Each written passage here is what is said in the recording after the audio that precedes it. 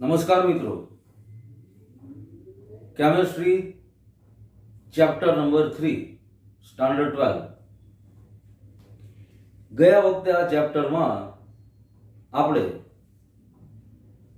Michael faraday આપેલા વિદ્યુત વિભાજનના નિયમ એનો અભ્યાસ કર્યો હતો. એને આધારિત દાખલા જોયા હતા અને વિદ્યુત વિભાજનથી દાખલા તરીકે અશુદ્ધ કોપરમાંથી શુદ્ધ કોપર કેવી રીતે આ નિપજ મળે છે એનો પણ અભ્યાસ કર્યો હતો.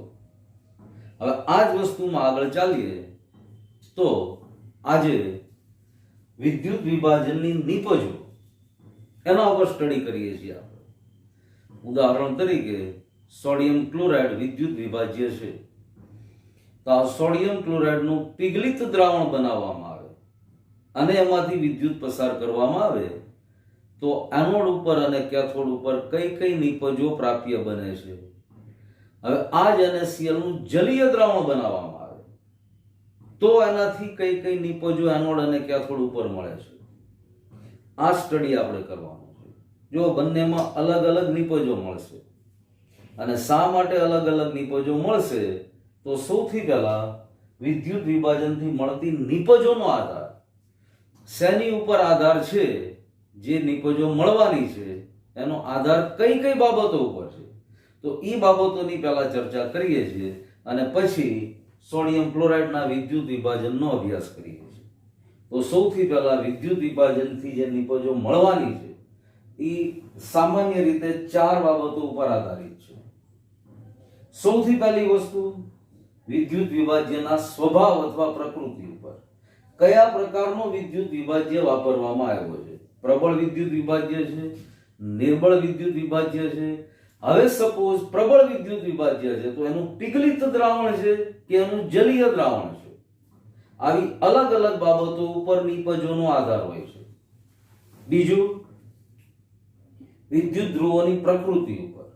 હવે આ પાઠની શરૂઆતમાં જ આપણે જુદા જુદા વિદ્યુત ધ્રુવો વિશે અભ્યાસ કર્યો હતો.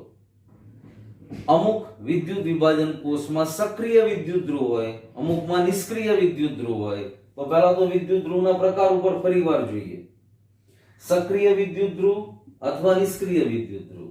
સક્રિય વિદ્યુત ધ્રુવમાં કયા કયા વિદ્યુત ધ્રુવોનો સામાન્ય રીતે સમાવેશ થતો હોય છે? તો કે કોપર, ઝિંક, ક્રોમિયમ, એલ્યુમિનિયમ જેવી સક્રિય ધાતુઓ. હવે આ સક્રિય વિદ્યુત ધ્રુવનો જ્યારે ઉપયોગ કરવામાં આવે ત્યારે આવા વિદ્યુત ધ્રુવો રાસાયણિક પ્રક્રિયામાં ભાગ લેતા હોય છે. હવે જો નિષ્ક્રિય વિદ્યુત ધ્રુવ વાપરવામાં આવે તો નિષ્ક્રિય વિદ્યુત ધ્રુવના પાછા 2 પ્રકાર પડે. ધાતુનો વિદ્યુત ધ્રુવ છે કે અધાતુનો વિદ્યુત ધ્રુવ છે. અધાતુનો વિદ્યુત ધ્રુવ હોય તો સામાન્ય રીતે કાર્બન યુક્ત ગ્રેફાઇટ આનો ઉપયોગ થતો હોય છે, અને ધાતુનો વિદ્યુત ધ્રુવ હોય તો પ્લેટિનમ અથવા ગોલ્ડ જેવી નોબેલ મેટલ્સ ધાતુનો ઉપયોગ થતો હોય છે. પણ આ ધાતુ પોતાની સપાટી ઉપર પ્રક્રિયા થવા દે છે, એ પ્રક્રિયામાં ભાગ લેતી નથી. તો કયા પ્રકારનો વિદ્યુત ધ્રુવ વિદ્યુત વિભાજનની પ્રક્રિયામાં વાપરવામાં આવ્યો છે એના આધાર ઉપર પણ નિપજ કઈ રીતે, કેટલી, કેવી રીતની મળશે એનો આધાર હોય છે. પહેલી વસ્તુ વિદ્યુત વિભાજ્યના સ્વભાવ ઉપર. બીજી બાબત કયા પ્રકારનો વિદ્યુત ધ્રુવ વાપરવામાં આવ્યો છે એના ઉપર.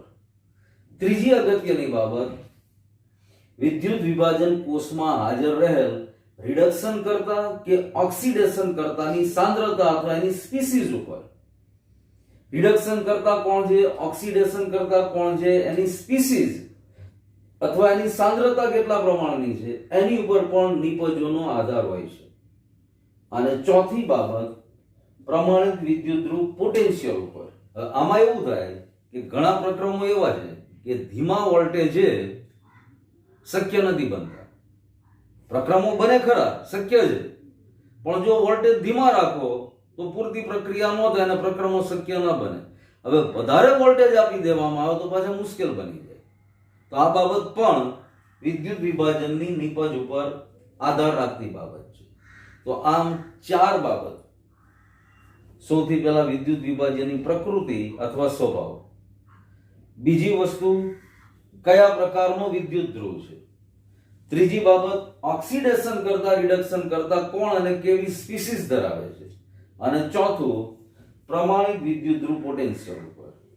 તો આના આધારે કયા પ્રકારની કેવી નિપજો મળશે એ ડિપેન્ડેબલ હોય છે.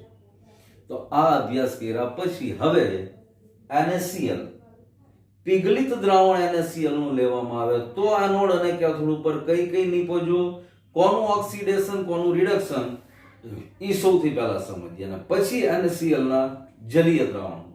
હવે સૌથી પહેલા સોડિયમ ક્લોરાઇડ નું પીગલિત દ્રાવણ.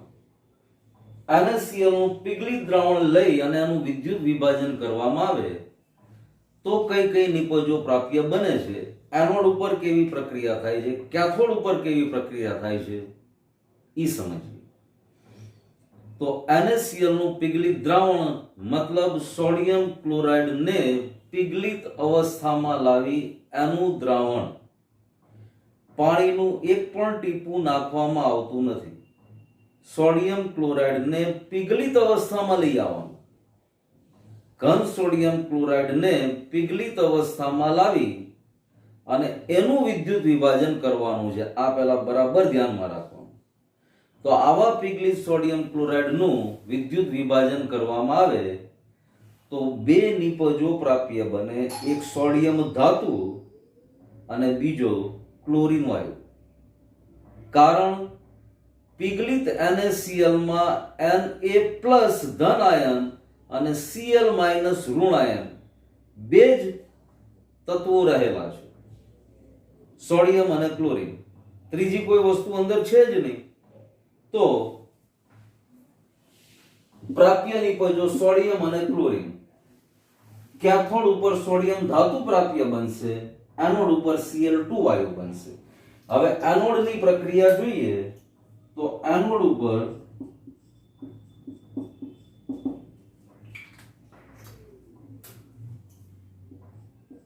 Cl- સોડિયમ ક્લોરાઇડમાં ક્લોરીન ઋણ આયન તરીકે છે, તો Cl- નું 1/2 Cl2 પ્લસ ઇલેક્ટ્રોન ઓક્સિડેશન થશે. અને આવી જ વસ્તુ કેથોડ ઉપર જે પ્રક્રિયા થશે એ NaCl માં સોડિયમ ધન આયન છે, તો આ ધન આયન સોડિયમનું રિડક્શન થઈ આ જે ઇલેક્ટ્રોન ક્લોરીન દ્વારા મુક્ત થયો છે એ સોડિયમ ધન આયન મેળવશે, એનું રિડક્શન થઈ સોડિયમ ઘન અવસ્થામાં પ્રાપ્ય બનશે. આ રિડક્શનની પ્રક્રિયા થઈ. તો એનોડ ઉપર ઓક્સિડેશન, કોનું ઓક્સિડેશન તો કે ક્લોરાઇડ નું ઓક્સિડેશન, અને કેથોડ ઉપર રિડક્શન સોડિયમ પ્લસ સોડિયમ ધન આયન નું રિડક્શન. તો આમ NaCl ના પીગલિત NaCl ના વિદ્યુત વિભાજનથી સોડિયમ અને ક્લોરીન આવી બે નિપજો મળે છે. કેથોડ ઉપર સોડિયમ ધાતુ અને એનોડ ઉપર ક્લોરીન વાયુ. હવે જો આ જ NaCl ને જલીય દ્રાવણના સ્વરૂપમાં લાવવામાં આવે, NaCl નું જલીય દ્રાવણ બનાવવામાં આવે તો નિપજો બદલાઈ જાય છે. કેવી રીતે બદલાઈ જાય છે, કયા પ્રકારની પ્રક્રિયા ઓક્સિડેશન રિડક્શન ની દવાની, પણ કોનું ઓક્સિડેશન કોનું રિડક્શન કેવી રીતે થાય છે એ હવે NaCl ના જલીય દ્રાવણના વિદ્યુત વિભાજનમાં સમજી. પણ એની પહેલા આ છે ખાસ જોઈ લેવાનું. હવે જલીય સોડિયમ ક્લોરાઇડ ના વિદ્યુત વિભાજનથી ત્રણ નિપજો પ્રાપ્ય બને છે. પહેલી સોડિયમ હાઇડ્રોક્સાઇડ, ક્લોરીન અને H2 અથવા હાઇડ્રોજન ગેસ. હવે આ કેવી રીતે પ્રાપ્ય બને છે એને વિગતવાર સમજીએ તો સૌથી પહેલા સમજો NaCl નું જલીય દ્રાવણ છે, મતલબ જો Na+, Cl- H+ અને OH- આવા આયનો જલીય દ્રાવણમાં હાજર છે. NaCl ના પીગલિત દ્રાવણમાં માત્ર બે જ આયનો હતા, સોડિયમ પ્લસ અને Cl-, જ્યારે જલીય દ્રાવણમાં ચાર આયનો હાજર છે. તો કેથોડ ઉપર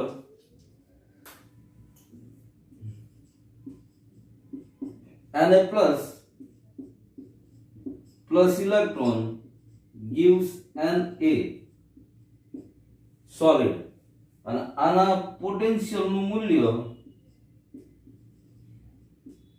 -2.7 વોલ્ટ -2.7 વોલ્ટની આસપાસ મળે છે. એક આ પ્રક્રિયા સંભવી શકે. બીજી H plus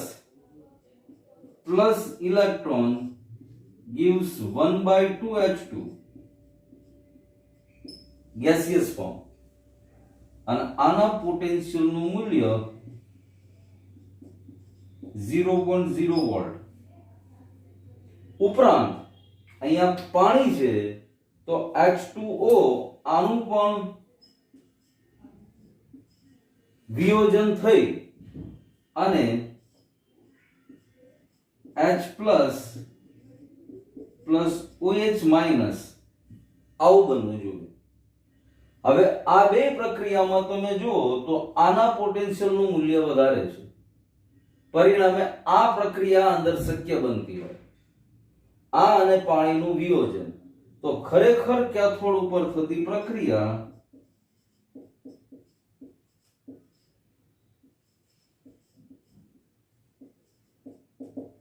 આ બંનેના સરવાળાની પ્રક્રિયા બનતી હોય. મતલબ H plus H2O plus electron minus left hand side મળતી નિપજોમાં 1/2 H2 gaseous plus H plus OH minus. હવે બંને બાજુ જો H plus કોમન છે, therefore H2O plus electron minus gives 1/2 H2 gaseous plus OH minus.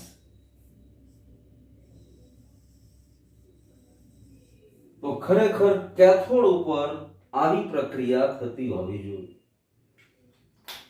ફરી એકવાર NaCl ના જલીય દ્રાવણમાં 4 આયનો છે, sodium plus, Cl minus, OH minus અને H પ્લસ. તો આવા બે પ્રકારની Na plus electron gives sodium electron potential -2.71 volt અને બીજું H plus electron minus gives 1/2 H2 potential 0.0 volt. હવે આ બંનેમાં આનો પોટેન્શિયલ વધારે છે H પ્લસ વાળી પ્રક્રિયા, એટલે આ પ્રક્રિયા થતી હોવી જોઈએ. ઉપરાંત પાણીના વિયોજનથી H પ્લસ અને OH માઇનસ આયન પણ બને.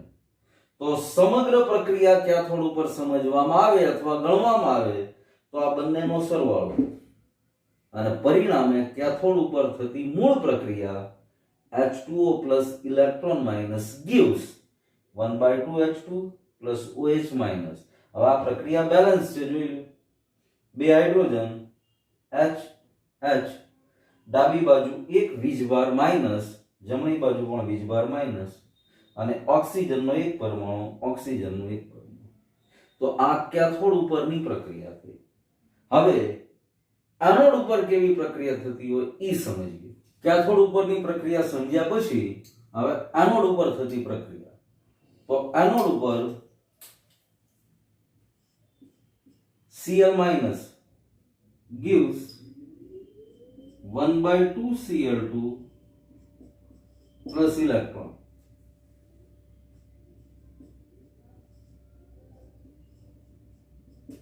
એના ECl નું મૂલ્ય 1.36 વોલ્ટ. આ ઉપરાંત 2H2O gives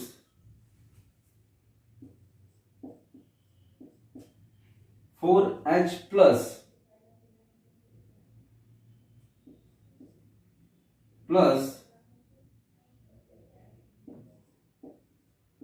O2 plus 4 electron. આના ECl નું મૂલ્ય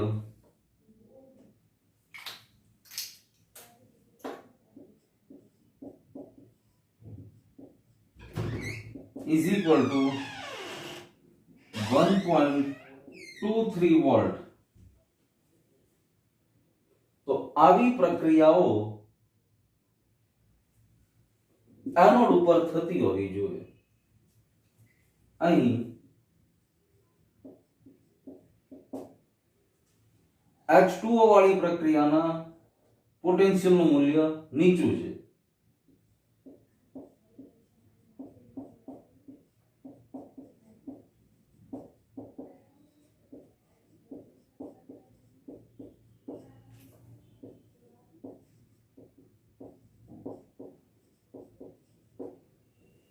એનોડ ઉપર નીચા પોટેન્શિયલ ધરાવતી પ્રક્રિયા થાય, પરંતુ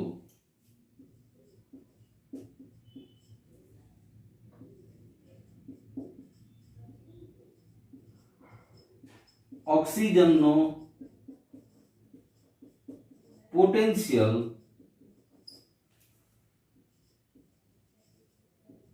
ઓવર હોવાથી ખરેખર કેથોડ ઉપર Cl minus gives 1/2 Cl2 plus electron minus. Anode ઉપર આ પ્રક્રિયા થતી હોવી જોઈએ. આ બેની કમ્પેર કરો તો પોટેન્શિયલ આનો વધારે છે, એટલે નીચા પોટેન્શિયલ વાળી પ્રક્રિયા સામાન્ય રીતે એનોડ ઉપર થતી હોય, પણ અહીંયા ઓક્સિજનનો પોટેન્શિયલ ઓવર છે, તો એને હિસાબે એનોડ ઉપર ખરેખર Cl માઇનસ વાળી પ્રક્રિયા થાય, એટલે Cl minus gives 1/2 Cl2 plus electron મુક્ત થાય. મતલબ આ ઓક્સિડેશન ની પ્રક્રિયા થઈ. એટલે અહીંયા પાણીનું નહીં પણ Cl માઇનસ નું ઓક્સિડેશન થઈ Cl2 વાયુ છૂટો પડે.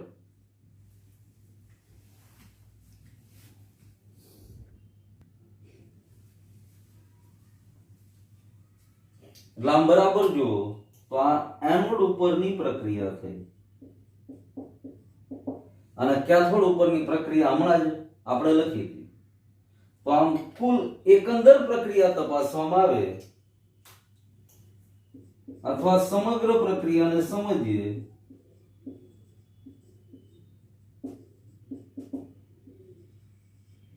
તો ખરેખર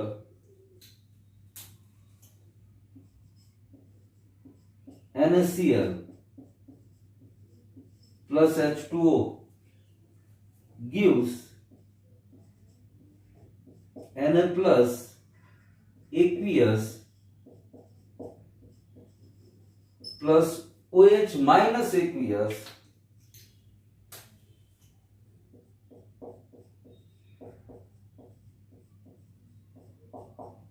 plus 1/2 H2 gaseous form માં અને 1/2 Cl2 gaseous form માં. હવે બરાબર જો આ ખરેખર વિદ્યુત વિભાજન દરમિયાન NaCl ના જલીય દ્રાવણના વિદ્યુત વિભાજન દરમિયાન ખરેખર કોષની અંદર વિદ્યુત વિભાજન કોષની અંદર આ પ્રક્રિયા થાય છે અને પરિણામે નિપજ જો Na plus aqueous plus OH minus aqueous એટલે સોડિયમ હાઇડ્રોક્સાઇડ, હાઇડ્રોજન વાયુ અને ક્લોરીન વાયુ. તો આવી ત્રણ અગત્યની નિપજો NaCl ના જલીય દ્રાવણના વિદ્યુત વિભાજનથી પ્રાપ્ય બને છે. હવે એમાં એનોડ અને કેથોડ ઉપર સમજીએ તો નિપજો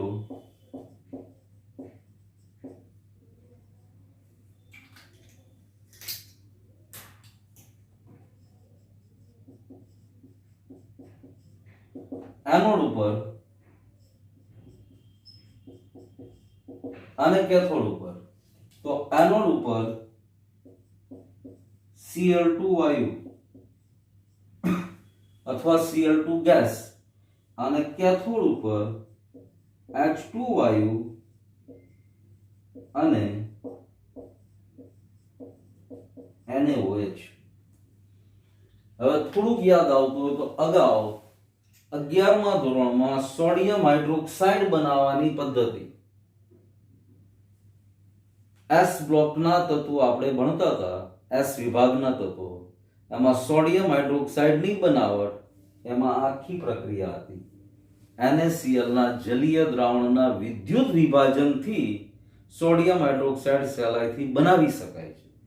એ જ પ્રક્રિયા અહીંયા વિદ્યુત વિભાજનના વિષયમાં આપણે ભણીએ છીએ. વસ્તુ એ જ છે, પણ ખાસ સમજવાનું એ કે જો સોડિયમ ક્લોરાઇડનું માત્ર પીગલિત અવસ્થાનું દ્રાવણ લેવામાં આવે અને એનું વિદ્યુત વિભાજન કરવામાં આવે તો માત્ર બે નિપજો, એક બાજુ સોડિયમ, બીજી બાજુ ક્લોરીન.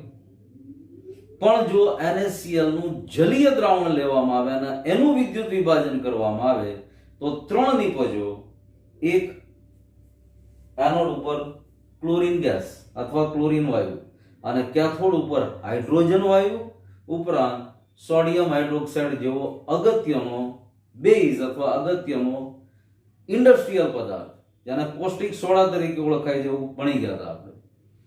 તો અહીંયા બરાબર જો વિદ્યુત વિભાજનની નિપજો કેવી રીતે પ્રાપ્ય બને છે, શેના આધારે પ્રાપ્ય બને છે, એ સૌથી પહેલા ચાર અલગ અલગ મુદ્દામાં જોયું આપણે.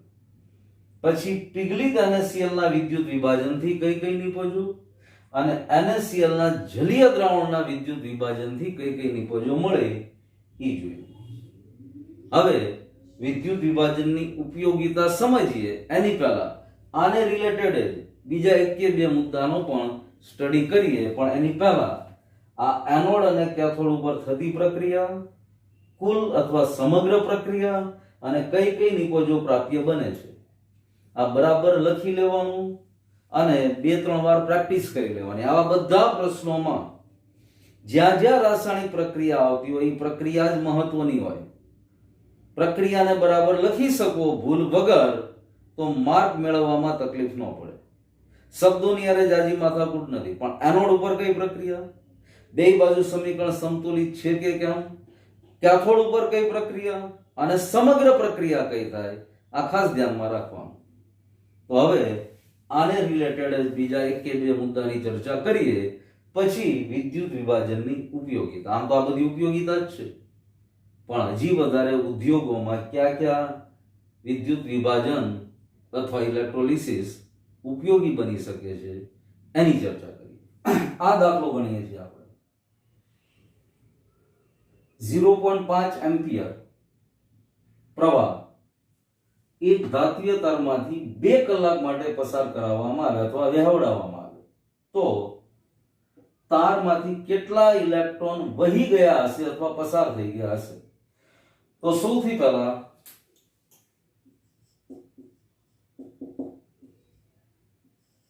Q is equal to I ગુણ્યા T. વિદ્યુતનો કુલ જથ્થો કેટલો ધાત્વિય તારમાંથી પસાર થાય છે 2 કલાક માટે એની પહેલા ગણતરી કરીએ. તો અહીંયા I બરાબર 0.5 એમ્પિયર પ્રવાહ આપણને આપી દીધો. 0.5 એમ્પિયર અને ગુણ્યા કેટલા સમય માટે? તો કે 2 કલાક માટે. તો ઇઝ ઇક્વલ ટુ 0.5 એને ગુણ્યા 2 એને ગુણ્યા 60. પહેલા મિનિટમાં કન્વર્ટ કરીએ. 2 કલાક 2 મૂક્યા ગુણ્યા કલાકને મિનિટમાં કન્વર્ટ કરો તો 60 મિનિટ અને મિનિટને સેકન્ડમાં કન્વર્ટ કરો તો બીજી 60. આમ કેટલી સેકન્ડ માટે પ્રવાહ પસાર થઈ રહ્યો છે એમ કુલ વિદ્યુતનો જથ્થો આ બધાને સાદું રૂપ આપો તો 6 ગુણ્યા 6 અને 2 ગુણ્યા 0.5 એટલે 1 અને 3600.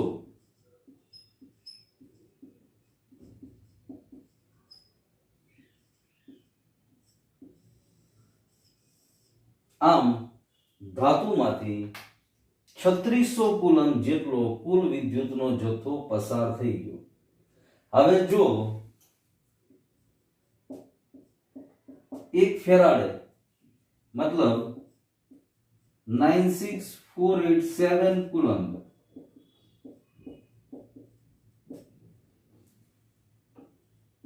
જથ્થો પસાર થાય તો એવો ગ્રેડો આ જેટલા ઇલેક્ટ્રોન પસાર થતા હોય મતલબ 6.022 into 10⁻23 ઇલેક્ટ્રોન વહી જાય તો 3600 કુલંબ માટે વહી જતા ઇલેક્ટ્રોન મતલબ 3600 કુલંબ માટે પસાર થતા ઇલેક્ટ્રોનની સંખ્યા તો ઇઝ ઇક્વલ ટુ 96487 કુલંબ માટે 6.022 into 10⁻23 that means 6.022 into 10⁻23 ગુણ્યા 3600 divided by 96487 કુલંબ આ 3600 કુલંબ છે આ 96487 કુલંબ છે કુલંબ કુલંબ એકમ ઉડી ગયો હવે આને સાદુરૂપ આપો એટલે આપેલા ધાત્વીય તારમાંથી 0.5 એમ્પિયર નો પ્રવાહ પસાર 2 કલાક સુધી કરવાથી આટલા ઇલેક્ટ્રોન મતલબ સાદુરૂપ આપતા જે કાંઈ સંખ્યા આવે એટલા ઇલેક્ટ્રોન પસાર થાય છે 2.2 into 10⁻22 ઇલેક્ટ્રોન્સ આવો આન્સર આવવો જોઈએ અહીંયા તમે 96487 ની બદલે 96500 કુલંબ પણ લઈ શકો છો ગણતરીની અનુકૂળતા રહે તો આટલા ઇલેક્ટ્રોન પસાર થતા હોવા જોઈએ હવે આની પછી પણ હજી આને રિલેટેડ એક મુદ્દાની ચર્ચા કરીએ છીએ પણ અહીંયા જુઓ તમે આમ જુઓ તો માત્ર સૂત્રોનો ઉપયોગ Q બરાબર IT અને 1 ફેરાડે જેટલો પ્રવાહ પસાર કરવામાં આવે ત્યારે એક એવો ગ્રેડો આગ 6.022 into 10⁻23 આટલા ઇલેક્ટ્રોન પસાર થતા હોય તો 1 ફેરાડે અથવા તો 96487 કુલંબે એક એવો ગ્રેડો આગ જેટલા ઇલેક્ટ્રોન તો આટલા કુલંબે કેટલા આટલી સામાન્ય ત્રિરાશિથી જવાબ આવી જાય હવે બીજો પણ મુદ્દો આની સાથે ચર્ચા કરીએ હવે આ દાખલાને પણ છે સમજીએ આ એક રાસાયણિક પ્રક્રિયા આપી છે આ પ્રક્રિયામાં 1 મોલ ડાયક્રોમેટ આયન જે છે Cr2O72- એનું રિડક્શન કરવા માટે વિદ્યુતનો કેટલો જથ્થો ઇલેક્ટ્રોનના પર્યાયમાં જરૂરી પડશે આ ગણવાનું એકદમ સિમ્પલ સમ છે હવે જો પહેલા એની જ પ્રક્રિયા આપણે છે લખીએ Cr2O72- gives 2Cr3 plus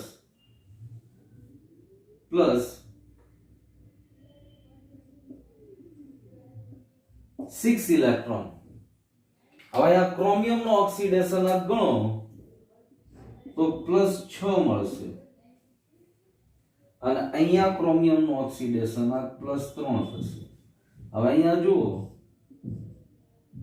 તો 6 ઇલેક્ટ્રોન માટે Cr2O72- નું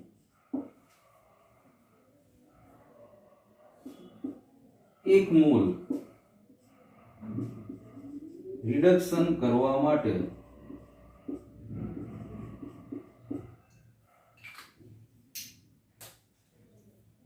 6 ગુણ્યા 1 ફેરાડે is equal to 6 ગુણ્યા 96487 કુલંબ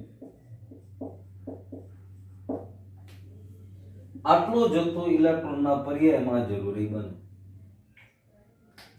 અહીંયા 1 મોલની વાત છે આ 1 મોલ જ છે 6 ઇલેક્ટ્રોન ક્રોમિયમનું ઓક્સિડેશન +6 અહીંયા 2 ક્રોમિયમના મોલ પણ આ 1 મોલનું આપણે રિડક્શન કરવાનું છે નિપજ જે મળે પણ 1 મોલનું રિડક્શન કરવા માટે 6 ઇલેક્ટ્રોનનો ફેરફાર છે, મતલબ 6 ફેરાડે જેટલો વિદ્યુતનો જથ્થો જોઈએ.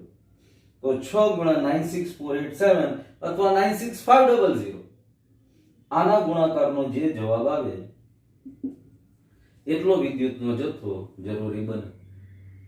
તો આજના દિવસની આટલી વસ્તુ આપણે ચર્ચા કરી. હવે વિદ્યુત વિભાજનની ઉપયોગિતા. તો આ બધું જે જોયું એની એક યા બીજા પ્રકારે ઉપયોગિતા જ હતી, પણ વિસ્તારપૂર્વક લખવું હોય તો કોપર જેવી ધાતુઓના વિશુદ્ધિકરણમાં અશુદ્ધ કોપરમાંથી શુદ્ધ કોપર મેળવવા માટે આ પદ્ધતિ ખૂબ ઉપયોગી છે. એલ્યુમિનિયમ જેવી ધાતુના નિષ્કર્ષણમાં, ઉપરાંત હમણાં જ જુદી જુદી નિપજો જોઈ સોડિયમ, NaOH, Cl2, H2 ના ઔદ્યોગિક પદાર્થો જે છે, ઔદ્યોગિક સંયોજનો જે છે એની બનાવટમાં, ઉપરાંત જે તે ધાતુ ઉપર બીજી ધાતુનો ઢોળ અથવા પ્લેટિંગ કરવા માટે પણ વિદ્યુત વિભાજન પદ્ધતિ ખૂબ ઉપયોગી છે.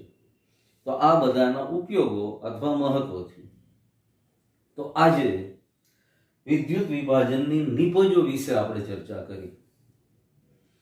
હવે આની પછી બેટરી અથવા વિદ્યુત કોષ કે જેની મદદથી વિદ્યુત પ્રવાહ આપણે મેળવી શકીએ છીએ, પોટેન્શિયલ વોલ્ટેજ મેળવી શકીએ છીએ. દાખલા તરીકે સૂકો કોષ, બેટરી જેને આપણે સેલ અથવા પાવર કહીએ છીએ, રિમોટ કંટ્રોલમાં કે ઘડિયાળમાં જે વપરાય છે. ઉપરાંત સંગ્રાહક કોષ, સ્ટોરેજ બેટરી કે જે કારમાં કે એવા વાહનોમાં વપરાય છે, એની ચર્ચા. અને છેલ્લે ક્ષારણ, કોરોઝન. આટલા મુદ્દા આ ચેપ્ટરમાં બાકી રહ્યા. આની પછીના પીરિયડમાં બેટરી વિશે આપણે ભણશું. તો અત્યાર સુધીના આ ચેપ્ટરમાં કોઈ જગ્યાએ ડાઉટ કે ડિફિકલ્ટી હોય તો ચોક્કસ મેસેજ કે ફોન કરી શકો છો. બાકી ઘણું બધું સરળ છે આ ચેપ્ટર. માત્ર એનોડ કેથોડ અને 11મા ધોરણની રેડોક્સ પ્રક્રિયા વાળું ચેપ્ટર એટલું બરાબર ખ્યાલમાં હોય તો આ ચેપ્ટરમાં કોઈ જાજી તકલીફ પડવાની નથી. ઘણી ઓછી મહેનતે આ ચેપ્ટર આખું સરસ રીતે તૈયાર થઈ શકે છે. તો આજે અહીંયા સુધી રાખીએ છીએ. આની પછીના પીરિયડમાં બેટરી વિશે આપણે ભણીશું. Thank you.